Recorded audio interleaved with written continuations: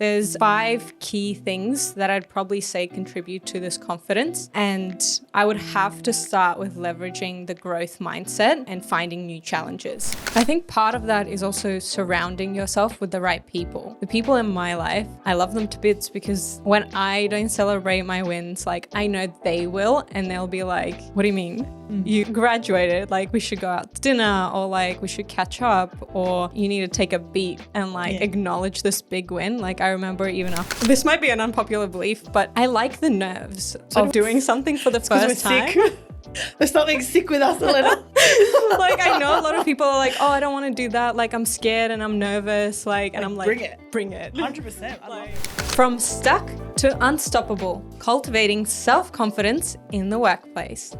Welcome to the Marketing Mentors podcast brought to you by Red Pandas Digital. I am Tasha, joined by the, I should have got this word before we started, but I want to say the elegant Elena. You and your alliteration. I was going to say eclectic, but I don't think eclectic's a nice word, is it? Can't remember. I'll look it up later. But nonetheless, we have got the lovely Elena here today. Linda is out sick, which is a shame, but she did get engaged. Just wanted to let everyone know that's listening. So for anyone that was interested in Linda, too bad. She's gone now. But Elena's still on the market. No, I'm joking. Elena's also taken. That's not what we're here for today. What Elena was saying was awesome. Can you say that again for me? From stuck to unstoppable, cultivating self-confidence in the workplace. I love it. I love this idea of stuck to unstoppable, cultivating self-confidence. It's something that I think you and I have both gone on similar journeys over the years of gaining new confidence, trying new things out, realizing that they didn't quite work, but that adds to self-confidence.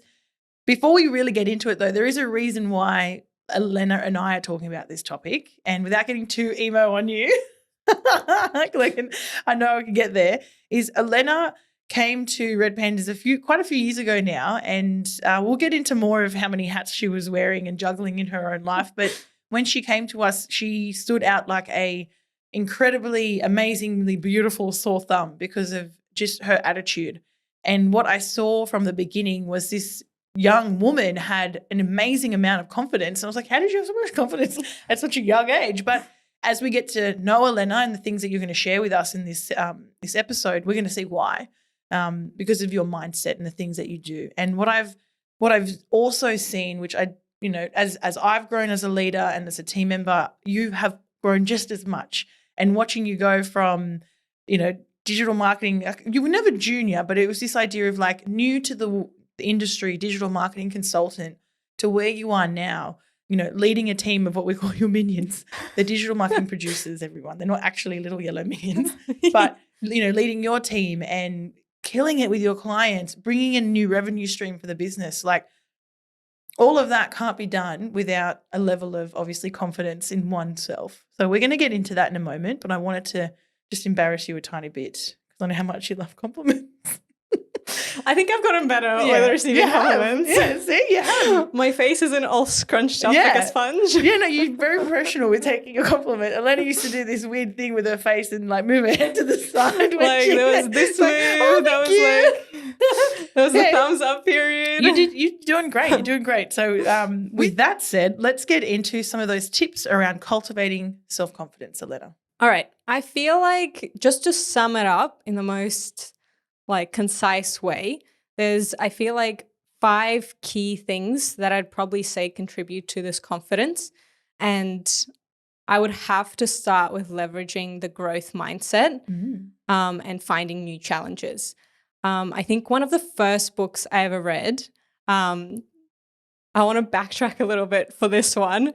I hated reading as a kid. Like I was just not very good at reading in terms of I was really slow. So I just did not like it. Just on that note though, Elena's multilingual. So it makes sense that reading in English, if it was English, is going to be more challenging because you had to go through multiple languages to figure out how to read that. A little bit of that. But even when I was reading in Russian, I was always the slower reader. Yeah, fair enough. I've always taken and written information a bit slow. But one of the first books I read, which kind of set me on this path of like growth mindset, is a book by Dr. Carol Dweck, and I hope I'm not butchering that name. And the book's called Mindset. So she is a psychologist at Stanford University, and she identified two core mindsets and their beliefs. So essentially, it is how people approach challenges. One is a fixed mindset, so the belief that one's abilities were carved in stone and kind of you have them from birth. Yeah. Like you kind of don't change that. You are who you are. Like those people who say like, I've always been this way. Yeah. It's like, We know well, people like that. if that works for you, cool. Yeah. But she also identified there's another group of people who have the growth mindset. And that's the belief that one's skills and qualities can be cultivated through effort and perseverance. And I never really got like why some people had the fixed mindset and growth mindset. Obviously, I only got that language after reading that book.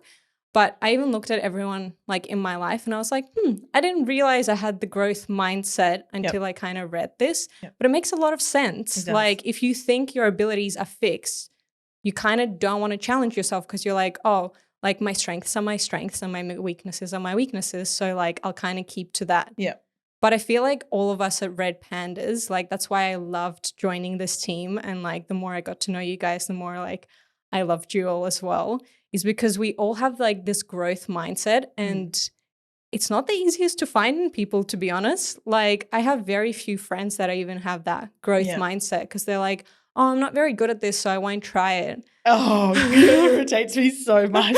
So much. Honestly, Elena, I agree and I resonate with that. Like as I've gotten older, I would say it's either time's gotten less, but also you just don't connect with people that don't want to have open and growth mindsets. Like I don't want a bar of it, right? Like I'm very busy over here growing my mind and pushing myself, sometimes too much, but we're going to talk about that in a moment. But I call me arrogant, whatever you want to say, obnoxious. I don't want to be associated too much with people that are fixed because it rubs off on you. It really does. It rubs off on you. That's why like people at Red Pandas will not last long if they've got a fixed mindset. We've actually, I think, finally found the way of interviewing where we don't get them through. So woohoo, finally. It took 6.5 years. But yes, I cut you off. Please keep going. No, I just think that growth mindset is just so crucial as one of the key 5 things. For building confidence. Yeah. Like always being a student is like at the core of that. Yeah. And I feel like even before I learned these things, I always wanted to be like the dumbest person in the room. Yeah. Like you would have seen me in high school, like I would have done like extension 2 maths and extension 2 English just to feel like the dumbest person in the room because I knew that would challenge me to like get to the top or the middle of the class. Then Elena gets to the top and she's like, okay, what's next? Yeah, what's next? Yeah, no, I you know what? I totally get it. And that's where like I think you and I are similar in that we're always doing like every 3 to 6 months there's something new going on in our life, whether it's a dance class or a powerlifting competition or moving to France. Like there's always something new and unknown in our lives happening. And I think that's part of our growth mindset. And I truly think that contributes to, I'm going to speak collectively, but our confidence. I think the fact that we constantly put ourselves in a position where we don't know what's going on and we don't know how we're going to achieve this outcome, but we're going to do it is why we have the confidence we have.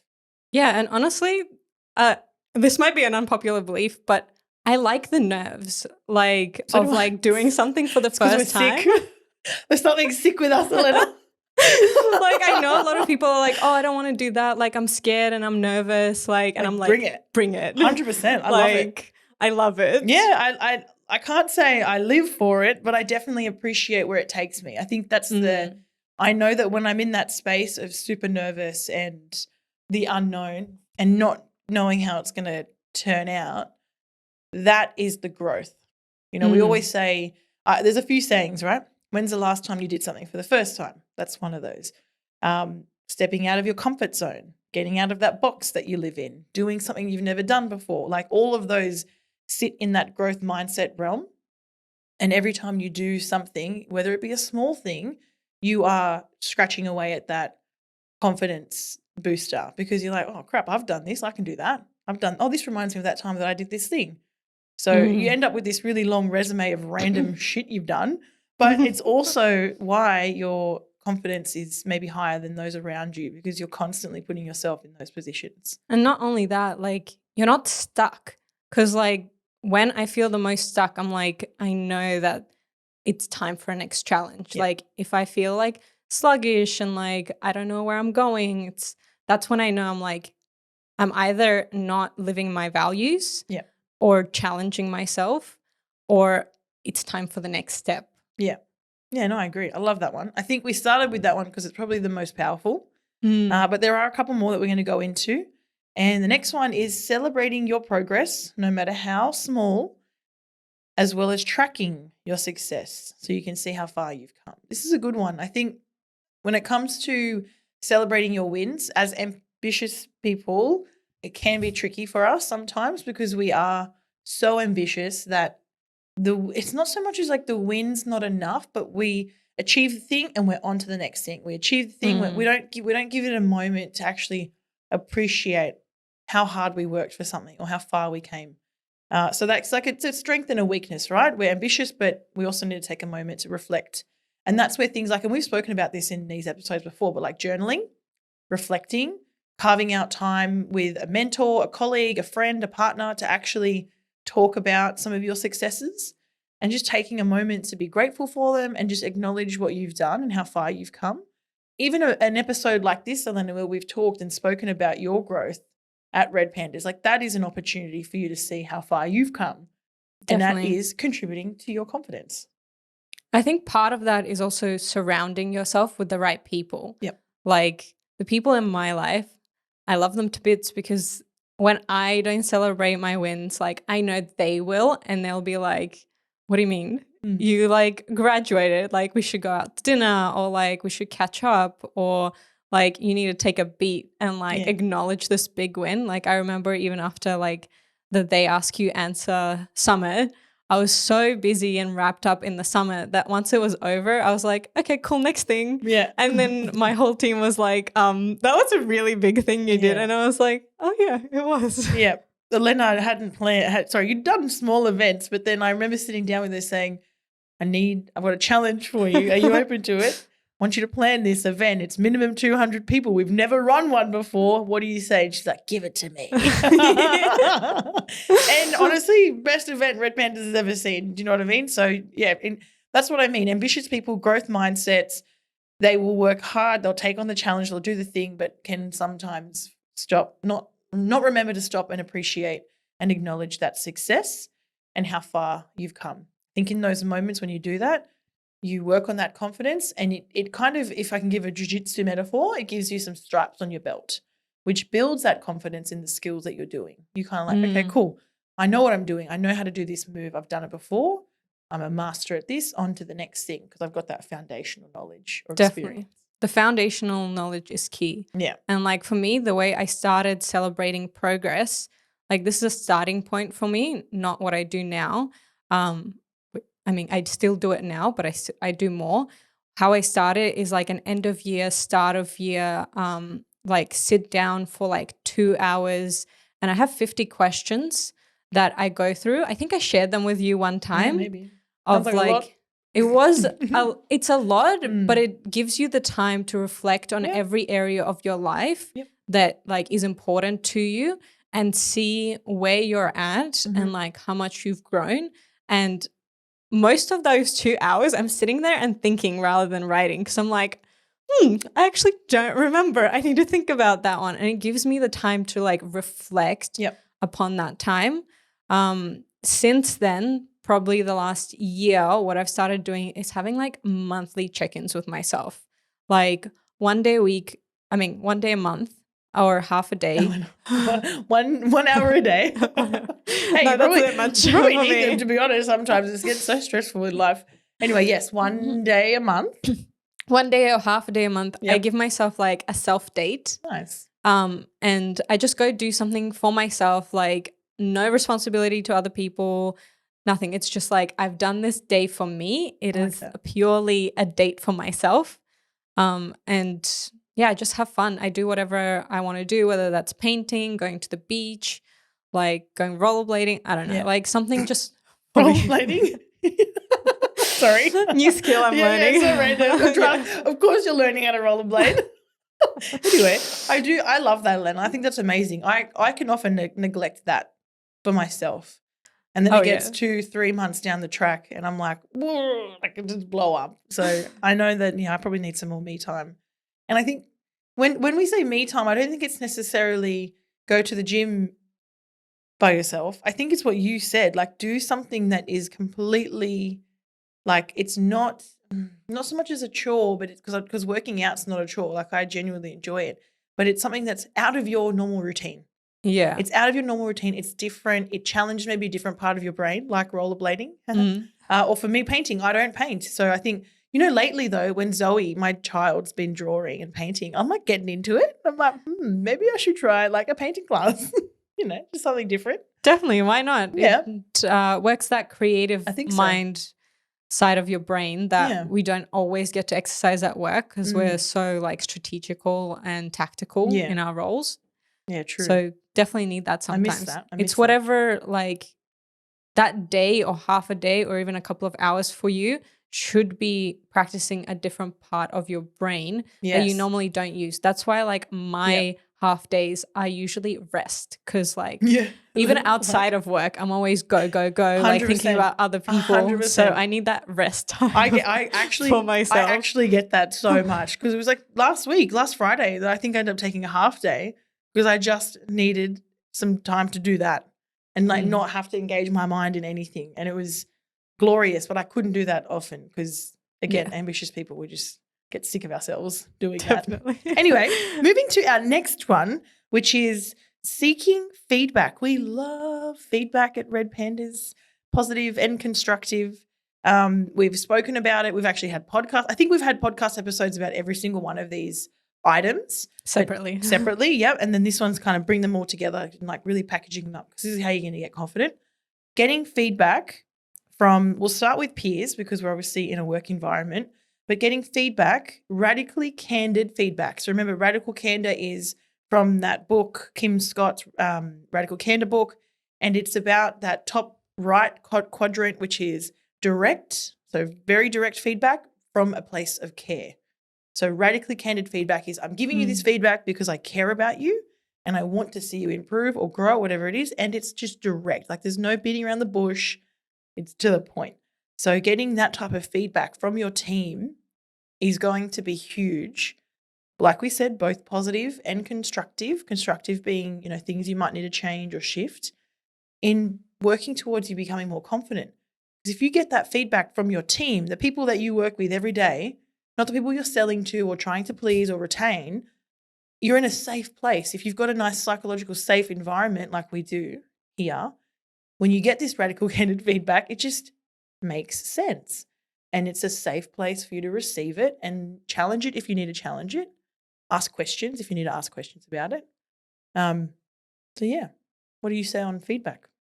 I think the way I have kind of evolved with feedback is definitely I value and love your radical candid feedback like randomly. But I think the way that I seek it nowadays, like on top of that, is actually just being like, can I soundboard you? Or like being like, I need like 15 minutes of your time. I don't know how I'm going to approach this situation. Yeah. And then I go into that meeting and I'm like, this is everything I want to say. This is how I want to do it. This is what I want to do. Yep. How did that sound? And you're like, why didn't you need me for this? And I'm like, because I needed someone to sound like you said, soundboard. Before I went and executed that. Yeah. And part of that like psych safe environment that we have is the ability to do that so that you're more confident when you do whatever that you need to do next. That. Yeah, it's a really good interpretation. I actually didn't think about it that way. So I like that Elena will, so for those of you that don't know, Elena is in, I want to say my team. We're all in a team, but Elena's kind of like my direct team member in a way. We do one-on-ones with each other every week, check in with each other, make sure everything's going well. That's kind of like the relationship. But what Elena will do with me often is, every now and then, hey, T, can I run something past you? And more often than not, you run something past me and I just go, yeah, that's perfect. Well, that's better than what I could have done. And yeah, I think you're right. That feedback that I give you in that moment, even though it's almost like it's validating, right? Yeah, it's like a sense check. It is. You know what you need to do. And I think I've had this conversation with you many times. You know what you need to do. I'm here for you to soundboard that, sense check that, validate that. And as a leader, that as your leader, that's something that I take really seriously. Like if you had said something to me in those moments that I didn't think was a good idea, or I've made a mistake before doing something like that, that's where radical candid feedback comes out. And I'm like, Elena, I like that approach, but I would try X, Y, Z. If I was really good, I'd try and coach you to it. And that's a whole other level of communication, right? Like coaching you to get to the thing on your own without me just telling you. We're all working on things. But that's, I appreciate that other angle of looking at getting feedback. I think this also kind of links into the next thing, which is acknowledging imposter syndrome. Like it's real, and having a soundboard kind of helps you with that. Like that's the first part of addressing imposter syndrome and feeling stuck, is like making sure you have some soundboards that you can be like, what do you think of this? And have the room that if it's not down the right path, someone can be radically candid with you and say like, these are the holes that are missing. Yeah, imposter syndrome. That was our very first podcast episode, funnily enough, and it keeps coming up. It must be a hot topic at the moment, or we're all kind of really feeling it, so we keep talking about it. But it's, to Elena's point, I think ambitious people are always going to struggle with imposter syndrome because we are always wanting to achieve and do more. And it's the awareness that you might be experiencing imposter syndrome. And like what Elena was saying, having someone you can soundboard it with. And now that's, you might be a business owner and leader and not have someone necessarily, quote unquote, above you that you can soundboard off. So like mentor groups or peer-to-peer mentor groups is where that is good for. And if you are a leader within the organization, you might have peers in your circle that you can soundboard things off of. And if you have, if you are also a leader and people are looking up at you for things and you don't have someone to speak to, that's when you can have mentors, whether they're inside or outside of work. You can have someone that you can do that soundboarding off. Everyone's going to suffer imposter syndrome. I would say I have it weekly when it comes to the role that I'm in. I'm often going, are you sure I should be doing this? Like even as a mom, I get moments of imposter syndrome. Like, how am I responsible for someone's life right now? Do you know what I mean? Like it's crazy, but it is what it is. And you work your way through it. You have colleagues, friends, partners, acquaintances you can talk to about the things in your head. And like I know women definitely need to talk to process things. Definitely. And so if you're a woman listening to this, make sure you're talking about these things because it helps process. And what I've actually learned recently is men, it's like being scientifically proven. I've read this in Maggie Dent's parenting book of Mothering Our Boys, is that men actually need more time outside to process information. So even if they're just sitting on like a lump of wood in the grass, that will help them process stuff. I don't know, it must be something in hormones and testosterone. I'm not sure, but that's my very much butchered down version of probably that actual stat. But whatever it is, take time to process your imposter syndrome because it's probably not as bad as you think it is, and just talk through it with someone, reflect, journal, whatever it might need to be. I honestly think imposter syndrome is a healthy thing. Like, let me explain why. No, I can see why. I feel like a lot of people will be like, oh, but I don't want to have imposter syndrome. But it's like, it's kind of letting you know that maybe you don't have all the information and you need to sense check yourself. Keep you humble. Yeah, exactly. Yeah. That's the word I was thinking of. It's keeping you humble. And it comes in situations when your like knowledge and experience gap is there. Yep. So you need the knowledge and you might not have it, which is why that imposter syndrome is kicking in. And it's like maybe you need to gain more knowledge, whether that's through a mentor, like research, doing a course, whatever it is. Mm-hmm. Or if you have the knowledge and you haven't had the experience and that's kicking in, that's your time to just like have those experiences and use that knowledge, because like the more you use that knowledge in experiences, the less that gap becomes. Yep. Like I remember so many times that I had imposter syndrome, and it's like the first calls with clients and then like the first like times I took on PSOs, which are like our HubSpot coaching clients, or like the first time I did like literally anything, like literally anything. literally anything. It's like that experience gap is there. Yeah. And if you get into the experience and you realize you don't have the knowledge, it kind of highlights to you like, oh, I need this bit of information. Yeah. It's a valuable tool to assess yourself and like what gaps you're having essentially. Yeah. Or a time to practice using those skills as well and knowledge. Yeah. 100%. There is one last one. We skipped over it. We're going to come back to it because it's a good one. And that's, so remember, we're working on cultivating self-confidence in the workplace. We've spoken about getting feedback, acknowledging imposter syndrome, celebrating your successes, leveraging growth mindset. And the last one that we're going to talk about is learning to set healthy boundaries. I feel like that's a good one to finish. I think so, especially the things that we've been through, right? Definitely. So I know from my perspective, being a full-time working mum has its challenges, and there has to be boundaries set in my work life, in my mum life, in my my friend life, like every role that I play in my life, I have to set boundaries because they intertwine, right? I'm only one person. I don't have, well, maybe I have multiple personalities. I don't know. Who knows? I'll see who shows up tomorrow. But there's boundaries that must be set. Otherwise, I can't be, and I've said this before in episodes, I can't be the best leader the business needs me to be. I can't be the best mum my daughter needs me to be. I can't be the best husband, wife. I'm a woman. Wife, my husband needs me to be. That'll be a good meme as well. Thanks, Jerome. So setting these healthy boundaries for me allow me to have confidence in the role that I'm playing today as a leader at Red Pandas. And then when I go home, I've got boundaries that work turns off and I turn into mum. I can be the best mum I can be. I can be confident in my abilities and my skills to be a mum. So that's how I interpret that, and that's how that works for me. I definitely know you've got some experience here, so please share. As much as I wish I could have a clone of myself to do all the things, I have had to, I think that's the main key out of the 5 things that we've talked about that I didn't have when I first started here. A clone? Or definitely that. But I mean healthy boundaries. Yes. I was doing 3 jobs and studying. This woman. And I was loving all of it, but I also got into like a serious relationship at the time, and I started to really feel everything all at once. And it took a long time to take everything off my plate. Because like loading things onto your plate, really easy, really quick.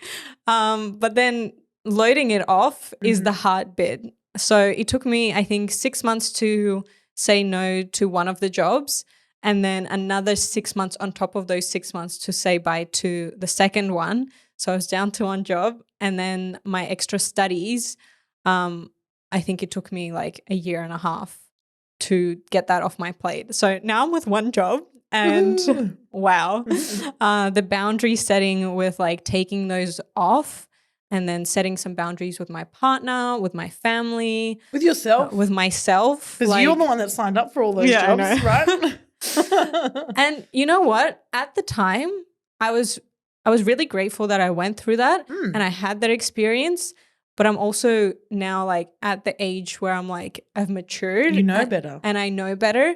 And I'm like, my energy can be spent better elsewhere. 100%. But I needed to go through that to get there. Elena, no one could have told you that. And if anyone did, I wouldn't probably you would have told listened. them to bugger off. I'm telling you, because no, we're the same. The same thing happened with me. And I do remember people I do remember people telling me, no, Tash, you can't commit to all those things. I still have people telling me like this, even this week, people in my life that say, maybe you should slow down. And I'm like, F off. I'm not going to slow down. But you know what, Lena? Maybe in 6 months' time, I'll look back and be like, maybe I should have slowed down.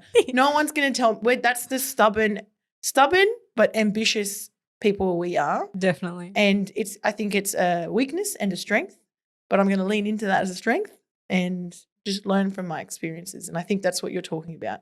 No one could have told you to not do that 3 years ago. No, definitely. Even like in this role, like it took me a while to understand that like I need help. Like, Elena, I need help. just Yeah. for context, like on the accounts that I am and the role I'm doing, I was the main thing that was doing everything.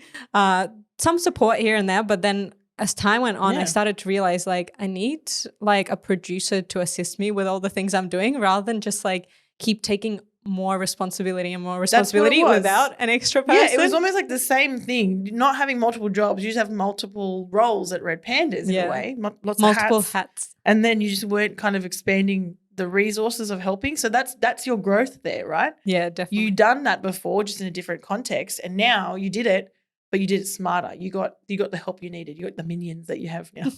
Elena's minions. Yeah, awesome. You want to add anything else onto healthy boundaries or gaining your self-confidence for our listeners? I think the only thing I'll add is I feel like my biggest source of self-confidence has been like amazing like women in my life and like bosses or like friends who are like in the industry. So like you, Soph, Moby, Linda, like Moby's an amazing woman. I said women and then I said leaders and bosses. Record, Elena just called Moby an amazing woman. I love that. I think that's amazing. Yeah, I agree. The sentiment is very, very much mutual. Yeah, like you need someone to fill different buckets. And this is something that Sophia, our CFO, taught me very early on in me working here. And what she taught me is that no one person can fill all your buckets. And I started to like see all my relationships that way. Like every person fills different buckets. Like you fill different buckets, Soph fills different buckets, Linda fills different buckets, Moby fills different buckets, and so do my relationships like outside of work. And I think understanding those relationships, going through those key 5 and building those relationships towards their buckets has lifted my confidence because like I know who I am now and like I also know all of these things and I have sounding boards in different areas of my life. Yeah, I love that. That's some good advice, everyone. I hope you're listening to what Elena has to say. And it's been a pleasure having you on Marketing Mentors. I think definitely we should have you back again and again and again. # no more Linda. No, I'm joking. I love you, Linda. But with that said, check out our website for the show notes as well as probably some links to some of the things that we've talked about. And if you have any questions, comments, concerns, fears, worries, or objections about anything that Elena and I have discussed today, hit us up, LinkedIn, Instagram, Facebook. Honestly, anywhere on the internet, we'll be there. But otherwise, it's been a pleasure. Thanks, T. It's always a pleasure to be here.